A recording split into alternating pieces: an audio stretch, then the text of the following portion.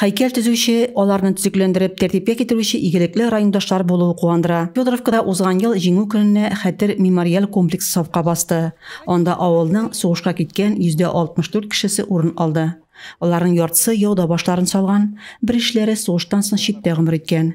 Хәзер алар барысы туган якта. Аларның аклы коралы фотографиялары гранит плитәдә. Мөмкин булган бар җирдән эзләдек, үй буйлап йөрдек, интернет сайтлардан эзләдек, чит илләрдә яшәүче шактый якташны таптык. Алар безгә акчалата булышты, фотографиялар җибәрде, ди Валентин Атласов. Авыл уртасындагы хайкел урыны 55 ел элек сайланган булган. Җиңүнең 65 еллыгына әлеге авылдан булган Иван Яковлев хайкел ясаткан. Анда сугышка киткән авылдашлар исемлеге булган. Тумышы белән Федоровкадан булган Валентин Атласов башлангычы белән инициатив төркем җиңүнең 74 еллыгына әлеге хайкелгә икенче сулыш өрде. Алар бергәләп акча җыеп, макетларын сатып эшкә кирешә.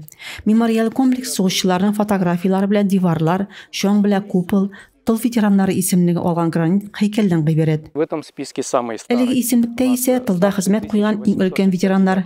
Иң өлкәне 1869-нчы, ә иң яше 1932 елгы. Әлеге исемлектә 290 кеше урын алган, ди Валентин Атласов. Авылда сугыш бер гаиләдә чикләп узмый. Ивановлар гаиләсеннән 5 ул китеп, аларның берсегенә әйләнеп кайта. Атласовлар нәселеннән исә 2 дистә кеше яуга китә. Из нашей деревни Федоровка, из рода Атласовых на войну были мобилизованы 19 человек. И из них 6 погибли, и 13 вернулись живыми. Сугышлар арасында Берлинга кадәр барып җиткәннәр дә бар. Кайтмаганнарын белмим инде. Кайберләрен беләм менә. Кайберләрен бәләкәй ветераннар, сугыш башлаганда 6 яшьлек малай. Барлык фотографияларда җылы бетмәгән әле. Инициатив төркем һаман эзләнүдә. Эзләгән эзгә төшми калмый. Ветераннарның тулы мәгълүматлары белән фотокитап та әзерләнә. Башта шанмышыгына карадык, кырыйдаңына күзәттек. Булдыра алырлар микән?